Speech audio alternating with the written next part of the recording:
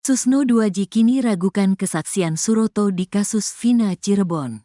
Ex-Kabareskrim Komjen Pol Purn Susno Duaji sempat meyakini kesaksian Suroto yang mengaku pertama kali melihat jenazah Vina dan Eki di jembatan Layang Talun, Cirebon.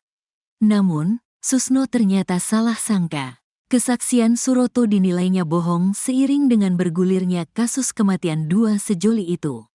Banyak saksi-saksi yang enggak jelas berbohong, termasuk Suroto. Yang dulu saya puji-puji bagus ternyata bohong juga Suroto, ujar Susno Duaji di Sindo Prime yang tayang pada Kamis, tanggal 18 Juli tahun 2024. Kebohongan Suroto, kata Susno, terungkap ketika dia mengaku yang pertama kali melihat jenazah Vina dan Eki di atas jembatan. Padahal, kejadian itu pertama kali dilaporkan warga yang datang ke Polsek Talun. Yang pertama menemukan justru orang yang melapor pada Polsek kan gitu. Jadi banyak saksi ngaku-ngaku yang pertama ngaku-ngaku hebat tapi bohong juga, ujarnya. Pria asal Surakarta tersebut juga mengaku melihat korban Eki masih mengenakan helm saat tergeletak di jalan. Ternyata, di fotonya helmnya sudah terbanting di jalan, kata pria yang sempat menjabat sebagai Kapolda Jawa Barat pada 2008 silam. Selanjutnya, kebohongan lainnya ketika Suroto menyebut bahwa jarak antara tubuh Eki dan Vina sekitar 6 meter. Ternyata, enggak sampai 6 meter. Jadi itu yang harus hati-hati kalau saksi itu suka berubah.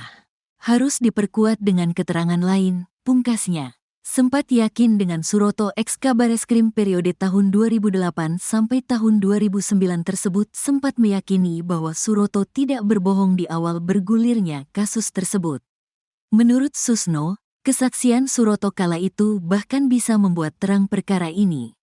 Kesaksian Suroto ini lebih meyakinkan karena didukung oleh dua anggota Polri yang didukung juga oleh perawat atau bidan di rumah sakit.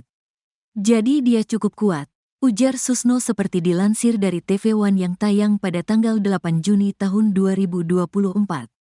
Kesaksian Suroto bisa mengubah jalannya perkara ini menjadi berbanding terbalik 180 derajat. Pasalnya, keterangan Suroto dengan prarekonstruksi berbeda, termasuk yang sudah disidangkan, termasuk yang sudah mendapat vonis. Berarti hakim, jaksa dan Polri membawa perkara itu ke depan sidang berdasarkan suatu rekayasa kejadian, katanya. Diketahui, pada 2016, polisi menetapkan 11 tersangka dalam kasus pembunuhan Vina dan Eki di Cirebon, Jawa Barat.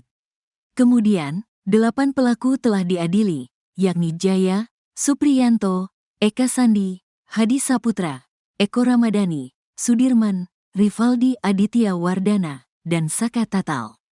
Dari proses persidangan, 7 terdakwa divonis penjara seumur hidup. Sementara satu pelaku bernama Saka Tatal dipenjara 8 tahun karena masih di bawah umur saat melakukan kejahatan tersebut. Namun, diketahui ada 3 orang pelaku yang belum tertangkap dan masuk daftar pencarian orang, DPO, dengan perkiraan usianya saat ini, yakni Pegi alias Perong, 30, Andi, 31, dan Dani, 28. 8 tahun berlalu, polisi membuka lagi perkara ini usai menangkap salah satu buron, yakni Pegi Setiawan alias Egi alias Perong pada tanggal 21 Mei tahun 2024. Menariknya, Pegi alias Perong dinyatakan sebagai tersangka terakhir dalam kasus ini. Padahal, diketahui sebelumnya ada 3 orang buron. Polisi lantas merevisi jumlah tersangka menjadi 9 orang dan menyebut bahwa 2 tersangka lain merupakan fiktif belaka. Namun, belakangan banyak kesaksian yang menyebut bahwa Pegi yang saat ini ditangkap tidak terlibat dalam pembunuhan Vina karena berada di Bandung saat peristiwa terjadi.